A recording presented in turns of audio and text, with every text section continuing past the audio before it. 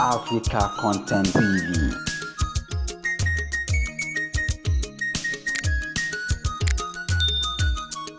Ní kọ́ ọba wọlé nígbà tí kọ́ ìwọlé ó di kọ́ Ayinde Rasheed the celebrant of today.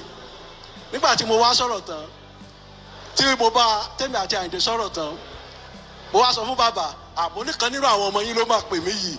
Bàbá ní ọmọ àwọn wo mo ní Rasheed Ayinde.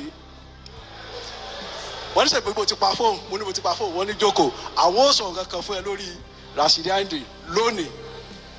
Wọ́n ní sẹ́ mo mọ̀ pé ọmọ yẹn tí àwọn bá sọ pé àwọn organisation àwọn ní àwọn èèyàn nínú onífújì ọmọ dáadáa gidi ni ọmọ yẹn ní ọ̀dọ̀ Síkírù.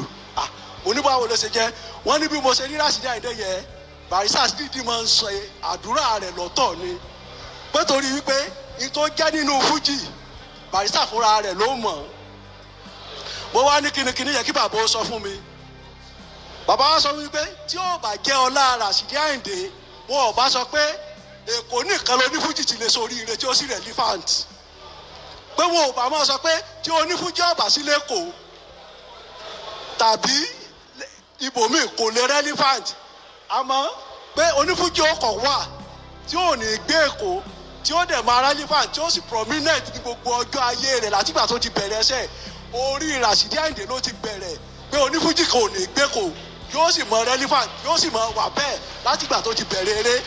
Eléyìí ló jẹ́ pé Rasheed Ayinde ní landmark achievement Rasheed Ayinde ní wípé olọ́jọ́ onífújì àkọ́kọ́ tí ò gbé kò rí tó sì relevant ẹ̀yìn ẹ̀ ní Sẹ̀fí Àlàó á tẹ̀lé pé àdúrà wọn bàbá yìí máa ń dìdí iṣẹ́ ni pé òun dúpẹ́ lọ́wọ́ Ọlọ́run pé tí wọ́n bá máa pe number one onífújì ní Ọ̀yọ́ kì í ṣe fújì pé kí wọ́n sọ pé number one olórin lọ́yọ́ state fújì wọ́n wà máa nàka sí látara Rasheed Ayinde. Bàbá yìí máa ń dúpẹ́ pé wọ́n sì máa ń ṣàdúrà rẹ̀ àti ti Sẹ̀fí Àlàó ní Ogun State.